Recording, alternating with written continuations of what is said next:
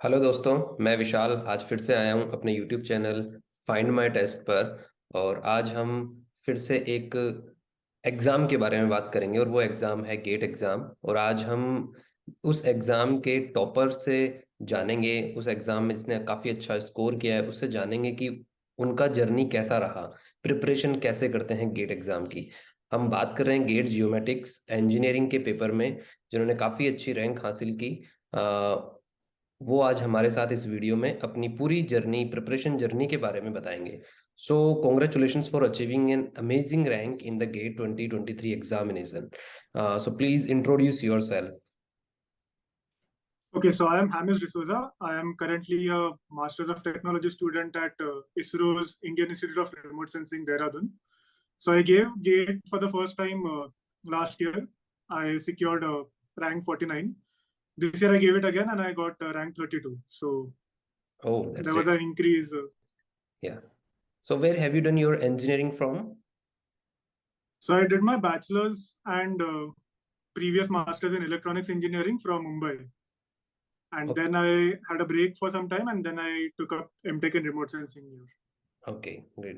So when did you decide that you want to attempt GATE exam as a serious career option? When did you started preparing for GATE 2022 for the first time? As you told that it's your Yeah. second time in 23. So कब कब तुमने सोचा कि मुझे GATE को ही अपना एक career option बनाना है? So 22 एग्जाम की कब से प्रिपरेशन शुरू की तुमने? तो लास्ट ईयर गेट जियोमेट्रिक्स ये एक नया सब्जेक्ट ऐड हुआ था। अराउंड जुलाई में इसका नोटिफिकेशन आया था। हम्म। फिर उसके बाद जब हमारा एमटेक यहाँ शुरू हुआ सितंबर 2021 में, तब हमने सोच लिया था कि गेट देना है। नया सब्जेक्ट है जो हमारे सिलेबस से काफी मैच कर रहा था। Hmm. So serious preparation you can say I started from early October 2021. So I had October, November, December, Jan, around 4 months of preparation, and then February I kept for revision, not for any new preparation. Okay. So तुमने geomatics का paper दिया, इसके अलावा भी तुमने कोई दूसरा paper दिया था गेट में? इस साल नहीं दिया, पर मैंने पहले जब इलेक्ट्रॉनिक्स इंजीनियरिंग कर रहा था तब मैंने इलेक्ट्रॉनिक्स इंजीनियरिंग का गेट क्लियर किया था। 2021 में या 2020 नहीं टू? नहीं, ये 2014 का है। ओके, 14 का। सो तुम्हारा बीटेक कौन से ईयर में कंप्लीट हुआ, हमेश बताएंगे? तो मेरा बीटेक हुआ था 2014 में। फिर ओके। मैंने एमटेक इलेक्ट्रॉनिक्स इंजीनियरिंग किया 2016 में। हम्म। फिर मैंने जॉब किया था। फिर हम्म। जॉब से ब्रेक लेके मैंने हम्म। फिर से एमटेक किया फिर से एमटेक किया है in a different stream? In a different stream. Okay, अभी किस स्ट्रीम में एमटेक कर रहे हो तुम? So now my MTech is in remote sensing and GIS, और पहले किस में किया हुआ था? इलेक्ट्रॉनिक्स में। इलेक्ट्रॉनिक्स में। ग्रेट। सो काफी सारी डिग्रियों की भरमार तुमने कर ली है हमीश, जैसा कि हम जान सकते हैं। वाह, it's really great. So how did you choose get over other career career options? Like अभी जैसे तुमको पता है कि लोगों का मूव रहता है कि हम कैट को निकालें। लोग चाहते हैं कि हम प्राइवेट सेक्टर में जॉब सिक्योर कर लें और सब चीज़ों। तुमने जैसा कि प्राइवेट सेक्टर में जॉब भी किया है, और बट कैट को तुमने ऑप्शन क्यों चूज नहीं किया? जैसा कि काफी बीटेक स्टूडेंट्स कैट की तरफ मूव हो जाते हैं, एमबीए करने चले जाते हैं और समथिंग समथिंग, बट तुमने गेट को ही ऐसा क्यों एक ऑप्शन चूज किया? क्या तुम्हें इसमें पॉसिबिलिटीज दिखती हैं गेट के बाद? इस आंसर से हम सिर्फ तुम्हारा व्यू नहीं जानना चाहते, हम जानना चाहते हैं कि क्या गेट जियोमेटिक्स के बाद कुछ पॉसिबिलिटीज हैं करियर ऑप्शंस के लिए? सो जैसे आपने कंपैरिजन पूछा गेट और कैट में, तो ये पर्सनल प्रेफरेंस होता है कि आपको टेक्निकल में करियर कंटिन्यू करना है या टेक्निकल छोड़ के मैनेजमेंट में करना है। राइट। तो अगर आपको मैनेजमेंट में शिफ्ट होना है तो कैट है। अगर आपको टेक्निकल में करना है तो या आप जीआरई देके बाहर जा सकते हो, या फिर आप गेट देके इंडिया में फर्दर एजुकेशन कर सकते हो। तो अगर आप गेट दे रहे हो specifically GATE geomatics, so gate geomatics is a new subject. So the opportunities right now are a bit limited in terms of PSUs. Hmm. But PSUs are adopting, like the Agriculture Insurance Corporation of India, now this year they have taken through GATE. Last year, DRDO, the center at Chandigarh, the Geoinformatics Research Establishment, they had taken through GATE. So the scope of GATE geomatics is increasing as the awareness is increasing. So if you want to pursue a career in remote sensing or geomatics in India, then GATE is something that you must have, because GATE is the test that grades you overall India. And like, no matter which engineering college you're from, or no matter from where you have done your degree, GATE is something which brings you at the same level. So that is the exam that ranks you among all engineers in India. So it is a must if you want to continue engineering in India. Great. So जैसा कि तुमने बताया कि last year भी तुमने gate geometrics paper में तुम appear हुए थे और इस बार भी अपियर हुए हो. So if we compare the difficulty level of both GATE papers, so तुम्हारा क्या व्यू है डिफिकल्टी लेवल्स को, अगर तुम कंपेयर करते हो लास्ट ईयर और इस year? In terms of difficulty, you can say GATE 2022 was a test of your knowledge, and GATE 2023 was a test of your fundamentals. In GATE 2022, if you know an answer, you know it. If you don't know it, you cannot think of it. GATE 2023 was something where you had to apply your knowledge. So even if you don't know the answer in the first instant, you can spend a minute, think over it, and you can derive the answer. So you can't compare the difficulty, because it's like it was two different approaches that the organizers had taken. Yeah. Okay, so मैं audience को बताना चाहता हूँ कि if you are preparing for GATE examination and if you are the student of GATE geomatics paper, then you can take the test series of findmytest.com. And test series भी बनाने वाले Hamish हैं. और हामिश, मैं एक सवाल test series को लेकर भी करूँगा तुमसे, क्योंकि तुमने फाइंड माई टेस्ट की टेस्ट सीरीज डिज़ाइन की है. सो वो क्वेश्चंस किस तरह से हेल्पफुल रहे तुम्हारे लिए भी, और अगर कोई गेट जियोमेटिक्स का एस्पिरेंट है उसके लिए वो कैसे हेल्पफुल रहने वाले हैं? सो थोड़ा सा व्यू तुम उन पर भी डालो. सो फाइंड माई टेस्ट का जो टेस्ट सीरीज है, उसका जो क्वेश्चंस का डिजाइन है, वो उस गेट के पैटर्न को मन में रख के डिजाइन किया गया है. तो उसके जो सोर्सेस है कि आप इस टॉपिक को कहाँ से स्टडी कर सकते हो, तो उसके जितने पॉसिबल सोर्सेस है वो सारे कवर हो चुके हैं. इसका रीजन ये है कि फाइंड माई टेस्ट का एक एडवांटेज है कि आपके पास सब्जेक्ट वाइज टेस्ट होते हैं, टॉपिक वाइज टेस्ट होते हैं, और फुल लेंथ टेस्ट होते हैं. तो जब आप किसी एक पर्टिकुलर टॉपिक पे अगर 10 सवाल सॉल्व कर रहे हो, तो आप उस टॉपिक को बहुत ज्यादा कवर कर रहे हो. अगर किसी सब्जेक्ट पे आप से 50 क्वेश्चन कवर कर रहे हो, आप लिटरली वो सब्जेक्ट पूरा खत्म कर देते हो. So in terms of the levels of the questions or the areas that it covers, it is quite comprehensive. Rather, I would say if you want to quickly crack GATE, you can just stick to the test series and the solutions, and you will be good enough to at least clear GATE. Okay. So Hamesh, मैं ये जानना चाहता हूँ कि gate geometrics paper अभी शुरू हुआ है, इसका लेवल हार्ड मीडियम टफ, ये अगले 5 साल के जो पेपर होंगे उनसे अपन को पता लगने वाला है कि कैसा पेपर बनते रहता है, एक एनालाइज करें तो. बाकी अभी इस नए पेपर के लिए क्या कोचिंग लेना मस्ट है? क्या मतलब प्रीमियम सोर्सेज लेना मस्ट है, या फिर सेल्फ स्टडी से और सिंपल एक टेस्ट सीरीज से भी इस गेट को अच्छे रैंक से क्रैक किया जा सकता है, like you? Okay, so firstly, I did not take any coaching for GATE except test series of Find My Test that was helpful. What I will say is GATE clear करना इतनी मुश्किल बात नहीं है. सो अगर आप सोच रहे हो कि आपको प्रीमियम क्लासेस ज्वाइन करना है, it is not necessary. If I tell you, so the minimum marks that you need to clear GATE is roughly in the range of 25 to 30, right? अगर आप गेट का पेपर पैटर्न देखो, आपके first 10 questions जो होते हैं वो 15 marks cover करते हैं. राइट. ये होता है आपका एप्टीट्यूड और मैथ्स. ये आपका जो एप्टीट्यूड और मैथ्स है वो आपका 12th स्टैंडर्ड लेवल का एप्टीट्यूड और मैथ्स, इंग्लिश और मैथ्स है. So for you to clear GATE, 50% of the marks that you need is what is coming from your 12th standard marks. So the remaining 15 marks, so the marks that take you from 15 to 30, 15 to 30 is the marks that take you to the clearing level. 30 to 45 is something that takes you to a good rank, and 45 hours takes you to the top rank. So the first 15 marks is something that you should be sure of. ये आप practice से कर सकते हो, तो उसके लिए कोई स्पेशलाइज कोचिंग की जरूरत नहीं है. पर जीके पब्लिकेशन एक है, उनका एक बुक है सिंपल सा, उसका प्रैक्टिस सफिशिएंट होगा. फाइंड माई टेस्ट के टेस्ट सीरीज सफिशिएंट होते हैं बेसिकली। फॉर हाँ, जीके पब्लिकेशंस का एक है which is on GATE aptitude and engineering maths, that's it. So basically you just need to solve more questions. I mean ऐसा उसमें कोई रटने जैसा चीज नहीं है। तो आप जितना क्वेश्चन सॉल्व करो, या आप किसी बुक से करो या टेस्ट सीरीज से करो, वो 15 मार्क्स आपको अश्योर्ड होने चाहिए।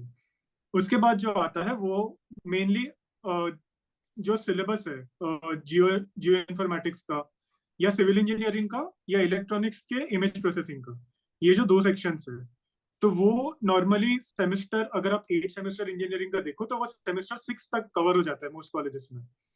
तो अगर आप सेमेस्टर 3 टू सेमेस्टर 6 में सिविल इंजीनियरिंग में अगर कॉलेज में अच्छे से पढ़ रहे हो, या कॉलेज का जो सिलेबस है वो अच्छे से कवर कर रहे हो, या इलेक्ट्रॉनिक का इमेज प्रोसेसिंग पार्ट अच्छे से कवर कर रहे हो, तो आपको नेक्स्ट 15 मार्क्स डिफिकल्ट नहीं है। So you don't need premium coaching to clear GATE. If you want a good rank, even then you will not need premier coaching. To understand the basics, you need to go through a list of books. They are basic books and you need to practice a lot. अगर आपको lectures चाहिए तो NPTEL के काफी sources है जो बहुत high quality lectures देते हैं। So you don't need to pay anything, free resources है, क्लियर कर लो। ग्रेट। हमीश ने काफ़ी अच्छी इंफॉर्मेशन दी है। अगर आप एक अफोर्डेबल स्टडी करना चाहते हैं, आप बिना किसी कुछ पे किए करना चाहते हैं, तो ये दी गई टिप्स आपके लिए काफ़ी इंपॉर्टेंट रहेंगी। हमीश, मेरा नेक्स्ट क्वेश्चन है, व्हाट आर सम। लेकिन test series important, sorry, test series is important because जब आप पढ़ रहे हो ना, तो आप जो पढ़ रहे हो वो आप एसिमुलेट कर रहे हो कि नहीं, ये जज करने के लिए आपको टेस्ट सीरीज एक जरूरी होता है। Right. So that is that is it. Okay. So what are some important topics that should be specially focused by the GATE geomatics aspirants to qualify the exam? मैं सिर्फ क्वालिफाई की बात कर रहा हूँ, not cracking right. Exam with a good rank. So सिर्फ qualify जिनको करना है एग्जाम को, वो कौन से इंपॉर्टेंट टॉपिक्स हैं जिस सिर्फ उनको पढ़ के भी वो क्वालिफाई कर सकते हैं? या so like I mentioned, the first 15 marks जो होता है, जो आपके फर्स्ट 10 क्वेश्चंस होते हैं, वो हम्म। आपके पॉकेट में होने चाहिए। वो 15 में से आपका टारगेट होना चाहिए at least 12 marks. So next you need another around 25 marks. तो ये जो है, अगर आप सिविल इंजीनियरिंग से हो तो आपका सर्वेइंग का जो पार्ट है वहां से काफी क्वेश्चंस आते हैं। तो अगर आप सिविल इंजीनियरिंग से हो तो सर्वेइंग, अगर आप इमेज प्रोसेसिंग से हो तो इमेज प्रोसेसिंग का गोंजालेस वुड्स का एक बुक है, वो सफिशिएंट है आपको गेट क्लियर करने के लिए।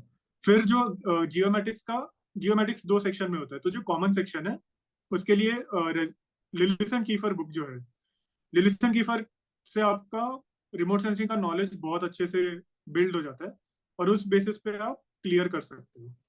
सो these three things for the common part, लिलिसन कीफर; for the surveying or civil engineering part, BC Punamya; and for the image processing part, Gonzalez Woods. Okay. So my next question is very important, and ये वाला question सभी aspirants के लिए है जो सिर्फ गेट की तैयारी कर रहे हैं, उन्हीं के लिए नहीं, सभी एग्जाम्स के लिए। तुम्हारा रिवीजन स्ट्रेटेजी क्या था? लाइक अपन आज जो याद कर रहे हैं, आज जो पढ़ रहे हैं अपन, वो अपन अगले दिन भूल जाते हैं, या फिर फ्यू मंथ्स बाद अपन को कुछ याद नहीं रहता है। तो तुमने रिवीजन स्ट्रेटेजी कौन सा फॉलो किया पूरे ईयर के लिए? जैसा कि तुम्हारा लास्ट ईयर भी काफी अच्छा रैंक था, सो लास्ट ईयर और इस ईयर तुम्हारा क्या रिवीजन स्ट्रेटेजी रहा इतनी अच्छी रैंक हासिल करने में? Uh, so it took me around 6 months to prepare for GATE. What I would do is I would divide my week into 6 days. I would not consider Sunday. Sunday is something which I would keep as a buffer day.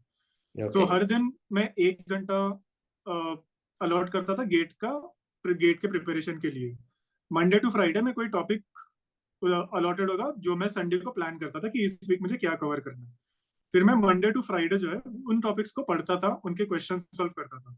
तो अब जब मैं solving and studying का, reading का part जो है, so you can say 50-50 time division था for solving and for reading. Now Saturday was something that you would keep for revision. तो सैटरडे को मैंने जो नोट्स बनाए हैं मंडे टू फ्राइडे, वो मैं एक बार देखूंगा। जो मैंने न्यूमेरिकल सॉल्व की है वो मैं एक बार देखूंगा। तो Saturday is something that is consolidating whatever I done for the past entire week. Hmm. अगर मेरा कुछ बचता है तो मैं संडे का वो बफर टाइम यूज करूंगा, otherwise Sunday is holiday for me. अरे वाह। एंड मतलब। The holiday is important because अगर आप ब्रेक नहीं ले रहे हो ना तो वो हम्म। स्टे नहीं करता आपकी मेमोरी में। अपने आप को रिफ्रेश करने के लिए एक ब्रेक जरूरी है। ग्रेट। एग्जैक्टली। सो जैसा कि तुमने बताया कि Sunday is your fun day, तो ये जो फन डे है वो एग्जाम से एक वीक पहले वाला जो संडे था, क्या उस दिन भी ये वो सेम संडे था या फिर वो डिफरेंट संडे था उस दिन के लिए? नहीं, एग्जाम के 2 दिन पहले तो मैं पढ़ता नहीं हूँ। अच्छा। अच्छा, एग्जाम के 2 दिन पहले तुम कोई पढ़ाई नहीं करते हो, सो तो इफ इट इज एग्जाम तो पूरे पूरे नॉट साल। जस्ट गेट बट या please please. Not just get but any exam, exam के 2 दिन पहले मैं नहीं पढ़ता। हम्म। बिकॉज तब वो हमें एक अट्रैक्शन होता है कि अरे ये टॉपिक मैंने पढ़ा नहीं है, सो चलो राइट। पढ़ते हैं। हम्म। अब वो नया टॉपिक है मेरे लिए, तो जब मैं नया टॉपिक देखता हूँ मेरा एक एंजाइटी बढ़ता है कि शिट ये टॉपिक मैंने मिस किया है। और हम्म। उस एंजाइटी में मैं वो भी नहीं पढ़ पाता, उसके पहले जब पढ़ चुका वो भी इम्पैक्ट होता है। So last 2 days you need to chill and stay या काम। ओके। और पूरे साल जो तुमने पढ़ाई की, पूरे ईयर का जो तुम्हारा पढ़ाई का शेड्यूल था वो क्या था? और लास्ट में एक मंथ का और एक वीक का तुम्हारा शेड्यूल क्या चेंज हुआ उसमें? या सो जैसे मैंने बोला कि not 1 year but I prepare for 6 months. Hmm. So the first 5 months, you can for first 5 months, I used to follow a Monday to Friday study schedule. Saturday you revise, Sunday you take a break. In the last month, that is इस बार हमारा यहाँ पे exams 10 Jan तक था, तो उसके बाद से प्रॉपर 1 month था। ये 1 month मैंने सिर्फ रिविजन्स किया है, मैंने क्वेश्चन सॉल्व किए हैं, न्यूमेरिकल सॉल्व किए हैं, MCQs. So it is basically just to solve revise. And when you solve a question paper test series, it is not just solving. Let's say if I take 1 hour to solve the test series, मेरे 2 घंटे जाते थे उसके बाद उस मेरे solving को revise करने या अच्छा। रिव्यू करने कि मेरा क्या टॉपिक्स वीक है, क्या टॉपिक्स स्ट्रांग है। सो आई नो कि जब मैं सेकेंड टाइम रिवाइज कर रहा हूँ तो मुझे कौन से टॉपिक्स पे कम टाइम अलॉट करना है। सो आई थिंक ये जो मेरे लास्ट ईयर 2022 के जो नोट्स थे कि ये टॉपिक तुम्हारे वीक है, उन्हीं टॉपिक्स पे मैंने इस साल स्टार्टिंग में काम किया था। ओके। तो जो वीक टॉपिक्स है उस पे मैं ज्यादा टाइम देता, तो जो स्ट्रॉन्ग टॉपिक्स है वो काइंड ऑफ हम बाद में रख सकते हैं। So 6 months is sufficient, I mean 1 year is not necessary. Okay. And what was your strategy for attempting questions in the exam hall? Test series में क्वेश्चन अटेम्प्ट अपन करके घर पे रहते हैं, अपन अपने रूम में रहते हैं, वहाँ का एक एनवायरनमेंट अलग होता है, कोई राइट। प्रेशर ऊपर नहीं होता है। सो वहाँ पे अपन अच्छा स्कोर कर लेते हैं टेस्ट सीरीज में। बट एग्जाम हॉल में एंटर करते ही यू नो एनवायरनमेंट बिल्कुल डिफरेंट होता है। मतलब कि ये क्या हो रहा है, नथिंग, अपन को कुछ समझ में ही नहीं आता है। अगर आप पहली बार गेट एक्सपेरेंट हैं और एग्जाम में जा रहे हैं तो ये गेट के लिए नहीं, किसी भी एग्जाम में अगर अपन जाते हैं तो करियर का अगर सवाल होता है तो बड़ा डर सा लगा रहता है कि कैसा पेपर जाएगा, क्या होगा। सो उस टाइम पे तुमने अपने आप को कैसे काम रखा, और उस टाइम पे क्या स्ट्रेटजी तुमने क्वेश्चंस को अटेम्प्ट करने की अपनाई जिससे कि तुम ज्यादा से ज्यादा क्वेश्चन बिल्कुल सही तरह से कर पाए? ओके। सो गेट का जो जियोमेट्रिक्स का पेपर था उसका टाइम था 2:30 to 5:30। ओके। सो इसके पहले जो मेरा गेट के एग्जाम के पहले जो मेरा शेड्यूल होता था वो था मेरा 1 to 2 में लंच करता था, और मैं लंच के बाद एक नैप लेता था। ठीक है, तो मेरी बॉडी इस साइकिल पे यूज टू हुई है। तो हम्म। ये साइकिल मैं अफोर्ड नहीं कर सकता गेट में, क्योंकि गेट के 1 घंटे पहले हमें गेट सेंटर में जाना है। तो मेरा जो लंच टाइम है वो लंच मुझे पहले करना है, तो मेरे लंच के बाद का जो नैप है वो मुझे पहले करना है। तो राइट। गेट के 1 हफ्ते पहले से मैं मेरा टाइमिंग चेंज करता था। गेट हम्म। के 3 दिन पहले से मैं मेरा स्लीपिंग टाइम चेंज करता था, ताकि मेरा जो उठने के बाद का स्केड्यूल है वो सेट हो जाए आगे के लिए।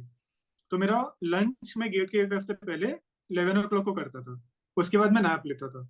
तो मैं जब गेट के लिए एग्जाम के लिए आ रहा हूँ तो मैं फ्रेश हूँ, लाइक मेरा पेट भरा हुआ है।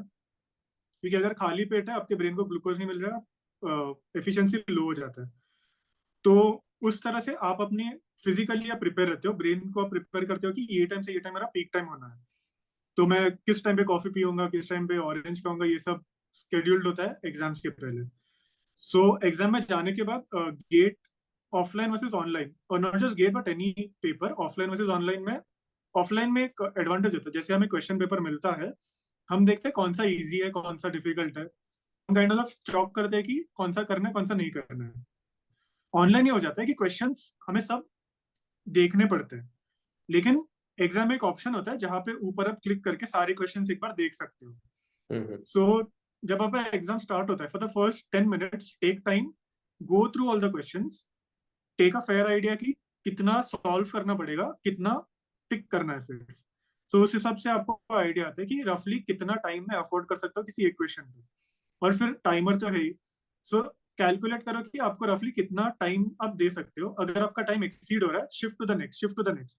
ऐसा नहीं होना चाहिए कि आप एक क्वेश्चन करने में 10 मिनट लगा और आपके पीछे 9 क्वेश्चन छूट जाए। हम्म। तो वो नहीं होना चाहिए। सो फर्स्ट नेक्स्ट था कि मैं किस सीक्वेंस में अटेम्प्ट कर रहा हूँ। सो इमेज प्रोसेसिंग पार्ट जो है वो मेरा बहुत स्ट्रांग है। तो मैं सबसे पहले एप्टीट्यूड अटेम्प्ट करता हूँ, मैं इमेज प्रोसेसिंग अटेम्प्ट करता हूँ। तो ये करने से मुझे मेंटली पता है कि इतना मार्क्स मेरा फिक्स हो चुका है। अब मैं बहुत काम होके आगे का अटेम्प्ट कर सकता हूँ। तो इस इस स्ट्रैटेजी से आप आपके टाइम को और आपके जो एंजाइटी होती है उसको मैनेज करना है। अगर आपका एंजाइटी और आपका एनर्जी लेवल्स मैनेज है, आप एग्जाम क्लियर कर सकते हो। वाह, काफी अच्छी स्ट्रेटजी तुमने अपनाई। एक और मेरे मन में अभी सवाल आया कि अगर अपन एग्जाम दे रहे हैं और उसी टाइम पे अपन ने पहला क्वेश्चन अटेम्प्ट किया, वो अपन को नहीं आया, दूसरा भी नहीं आया, तीसरा भी नहीं आया, सो अपने आप एक ना डर पीक पे चला जाता है कि अब क्या होगा, मतलब सब कुछ आपने टेस्ट सीरीज में काफी अच्छा स्कोर किया है, बट अब शुरू के 3 क्वेश्चन ही तुम्हें नहीं आए। सो उस टाइम पे अपने आप को काम कैसे रखना है? क्या ऐसी सिचुएशन तुम्हारे सामने भी थी एग्जाम में लास्ट ईयर या इस ईयर या फिर किसी भी एग्जाम में? सो ऐसी अगर सिचुएशन होती है तो कैसे अपने आप को काम रखना है? एक है कि आजू बाजू देख लो, जो आपका हाल है वो सबका हाल। ओके। तो वैसे, और गेट में आपके मार्क्स से ज्यादा इंपॉर्टेंट होता है आपका स्कोर। आपका स्कोर जो है वो रिलेटिव होता है। तो अगर आपको लग रहा है कि सभी को डिफिकल्ट जा रहा है, तो ठीक ही है। सबके मार्क मतलब स्कोर तो स्केल ही होने वाला है। फिर उसके बाद आप क्वेश्चन पेपर में देखो कि इजी क्या है, मुझे क्या सबसे अच्छे से आता है, पहले वो फिनिश करो। तो जैसे मैं क्वेश्चन पेपर पहले देखता हूँ कि कौन से सेक्शंस, कौन से एरियाज में बहुत कंफर्टेबल हूँ। तो अगर मुझे पता है कि क्वेश्चन नंबर 35, 36, 37 ये मेरे अच्छे से लग रहे हैं मुझे, तो मैं उसको लिख के रखूंगा। मैं सबसे पहले देखू खोलूंगा भी वही क्वेश्चन से। और एक बार मैं मेरे कंफर्टेबल मेरे एरिया वाले क्वेश्चन सॉल्व कर रहा हूँ, तो एक कॉन्फिडेंस होता है कि ठीक है, वर्स्ट केस में मुझे 35 मार्क्स मिल रहा है। अब हम्म। इसके बाद जो भी मिलेगा वो तो फ्री ही है। तो उस तरह से आप एक्यूमुलेट कर सकते हो मार्क्स। Right, right. अगर क्वेश्चंस आप कर रहे हो गाइस, तो आपको अगर लग रहा है कि नहीं आ रहा है, तो ये मत सोचो आपको नहीं आ रहा है, ये सोचो कि सभी को नहीं आ रहा है। So it will give you a great motivation. Great, great. Hamesh काफ़ी अच्छी इन्फॉर्मेशन तुमने शेयर की। And once again I would like to say congratulations to you and your whole thank you. Family, जिन्होंने आपको सपोर्ट किया इस डबल डिजिट रैंक हासिल करने में। So, any suggestion for GATE GE 2024 aspirants? Yeah, so if you look at the trend from 2022 to 2023, the percentage of questions that come based on your memory are reducing, and the percentage of questions that come on your analysis and thinking are increasing. So when you read a topic, don't just read it, think about it. Uh, Always ask yourself why, ये क्यों है। And if you look at it, India के जो space mission है उनसे कुछ questions आते हैं। तो इसरो के अपडेट्स पे ध्यान रखना कि कौन सा सैटेलाइट नया लॉन्च हो रहा है। जैसे इस साल माइक्रोवेव रिमोट सेंसिंग पे काफी क्वेश्चंस आए थे। इसका सिंपल रीजन था कि फरवरी में जो एग्जाम था उसमें माइक्रोवेव रिमोट सेंसिंग के क्वेश्चंस इसलिए ज्यादा थे क्योंकि जुलाई में इंडिया और इसरो और नासा का एक माइक्रोवेव रिमोट सेंसिंग का सैटेलाइट लॉन्च होने वाला है।